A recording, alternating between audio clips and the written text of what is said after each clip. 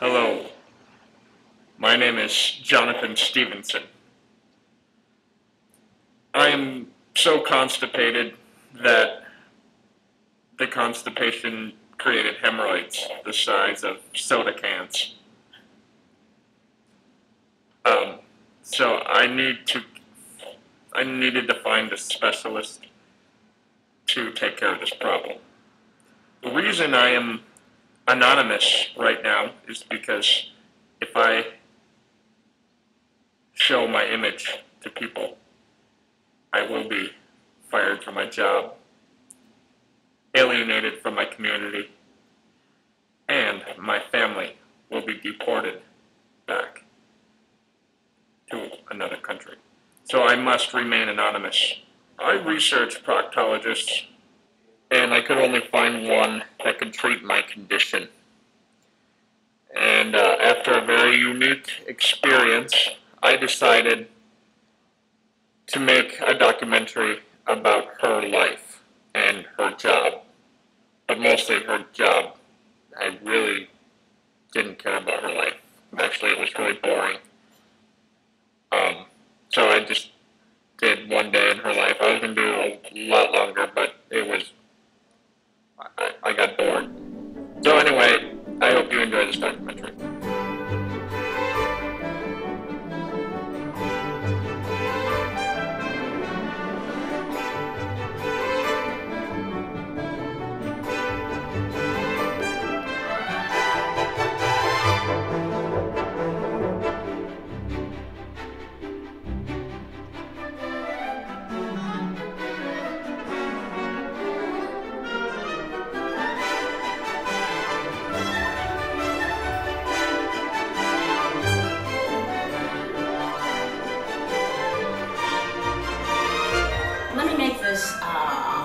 Straight to the point here.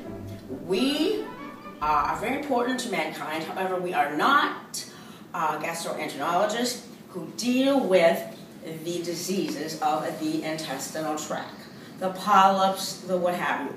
Those are gastroenterologists, gastroenteropathologists, and etc. No, we deal with something quite different. Yes, they remove objects from the intestinal tract, from the sigmoid colon, from the small, from the large. But we, what I would like to say, we actually go in and take out, yank and pull, whisper out, there's some whispers, objects that have gotten in there that have no business in being in there, totally foreign objects. Not always from a different land, but quite foreign. So I just came today, I wanted to show you some of the instruments that we use. Now, this is not exactly the rotor that we do use, although we are sponsored and many times with most of our equipment by the rotor company.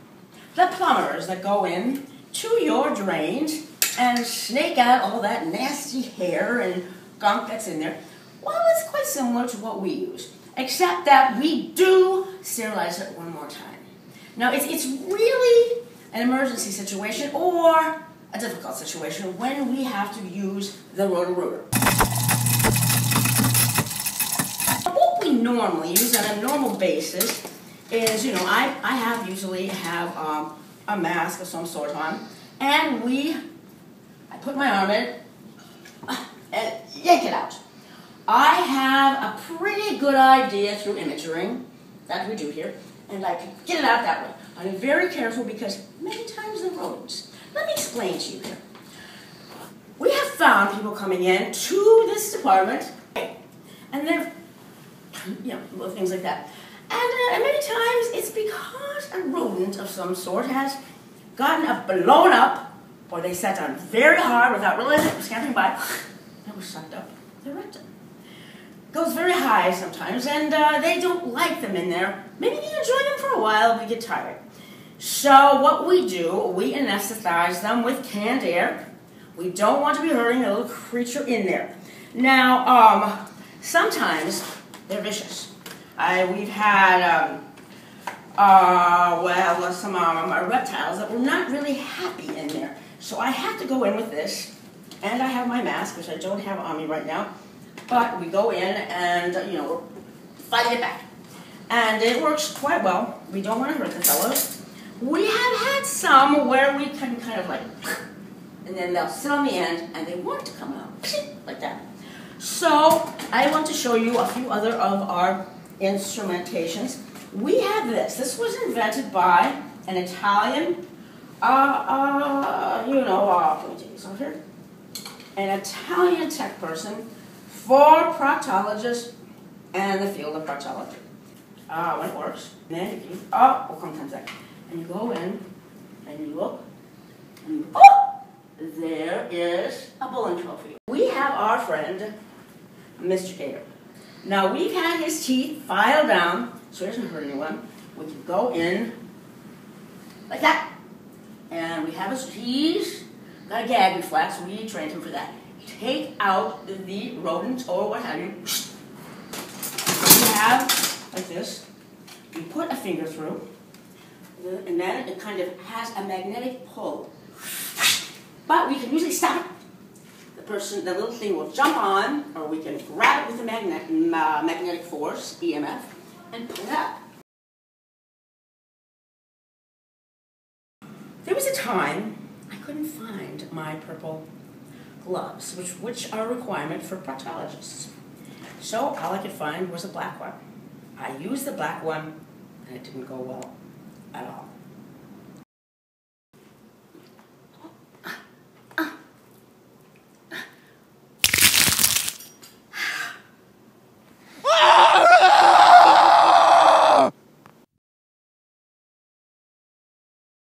You may be just walking past anything, and something can go right up into your rectum, or sitting down hard, and something. So it's up to us to get them out. We are doing mankind quite a service. We're sort of like the plumbers of the intestinal tract. This, I think, was sort of like a mini-me mini-me Harpo. Still hot, everything was fine. These are one of the rodents that I've talked to you about. Now, he is engaged in the post-traumatic stress syndrome. I'm not making any fun of the war people, but you know, you can be traumatized by quite a few things. I think if you were in someone's rectum, you may have that same feeling. Someone had made Oscar Mayer Mobile, and that was up there as well. What we're finding is quite a few cow eyes. Now, maybe someone's walking by, you know, on a leisurely kind of jaunt by a farm. Wind comes up, cyclonic wind, and we're finding now that a lot of cows are having problems with retina detachment. And before you know it, up the rectum. Now we found this, and the man came in, and we could see through his belly button, which down low, it's not that high. And something was going on like that, and we could feel it. We got that out, and very happy about it too. Yeah, took that right out. He uses it every 4th of July. We have these chickens, and I don't know how they got up there. One chicken is about to lay an egg. So that may add protein to the intestinal tract, I don't know. But the other one we found had these wires sticking out and an odd eye. It was lit at the time, but I think it's stopped. But it does occasionally flicker, and people are studying that. We had this, which, you know, this means peace or something? I'm not quite sure. It's really kind of what we do, but anyway. This was difficult. And on the side in the back, we saw LW. We always are wondering, and we're going to take this on the History Detective show. Could this be from Lawrence Welk and his Champagne people? But, Edna Mae Plopper Slopper, by the way, is my name, and proctologist is my game. Proctology. Can you see that it's still, it's got to be an Havana Javana. And what I want to do is give this to Rush Limbaugh, because I did see him on the cover of Cigar Aficionado, and I think he'd be I feel very affectionate about this. Yeah. So many, many things. I don't want to show you everything, but, you know, we had this hat, which, you know, I guess it's sort of to keep you cool in your brain. I'm not quite sure about that. And then we found a mini monkey. We found him very sweet. He wasn't traumatized at all. He likes to, you know, hang on my fingers and sometimes, yeah, like that. And he's just a good little kid. We just keep him around as a pet. I don't know what happened. Probably it's a windy day. Instead of sucking it, you know, sometimes umbrellas go out. This must have gone in, around, and up. Of course, this is taking place in New York. Of course, this is the symbol, the Empire State Building. Now, you can also sharpen, you know, pencils or what have you in here, nails, whatever. And we found this, and we were quite happy to find it. I think it's solid gold, and we're going to turn that in and make some more money. Someone must have been listening to the Yellow Submarine. You know, we all live in a yellow submarine, and then, nowhere man, please listen. Ooh, yeah. Right. So, I think we have millions of things we could show you. We had a tiger, one of these famous white tigers in there. Jack Hanna gave it, I think, was it? No, it was not him, but he talked to us. It's a miniature, very, very special. Stayed small because it was in the small intestine. All right, so I think that's all I'm going to show you today.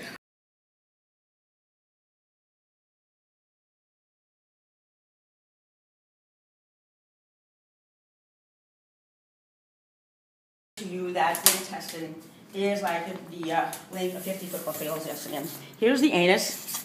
Go round and round, round, round, round, round, round, round, round, round. Oh, show me your moon. There. Now this is the most important part, the anus.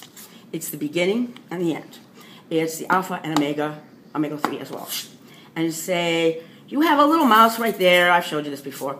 We have to try to get that out.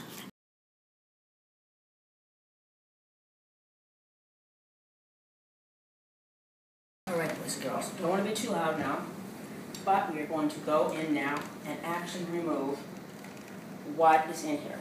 We aren't allowed to take x-rays, we're not trained for that, but this is something that the young internist and the new medical student use, but I don't use because I know exactly where the anus and the rectum is.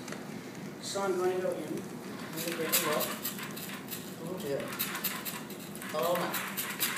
I think we're going to have to squarify the anus because there's something that looks rectangular and square and unusual. Okay, so. All right, I'm going to try with the pull and grab and the yank method. Oh my, oh wow, hard. Stretching those, those tubes. Whew. Okay, so, let's see. Just do a little adjustment here. There's a little fissure. Got it off. Oh, we do this, by the way, I was quite sure what was in there to begin with. Once a year, at the end of usually the year of college, you know, the end, the spring, and after the finals. Because especially for the seniors, they really need to be getting these grades. So what we find, oh dear, we find several books. She must have been taking a course on Mark Twain. Creative and nonfiction philosophies. This is a much sought after book, so when we clean that up, we can probably get some money for that. Oh my gosh, this kid really loaded himself. He is gonna have one giant poo when he's done. Oh my God. Oh, and a whole volume of the entire tragedies and comedies of Shakespeare. Now, there's something shining in here, and I've got to get them out.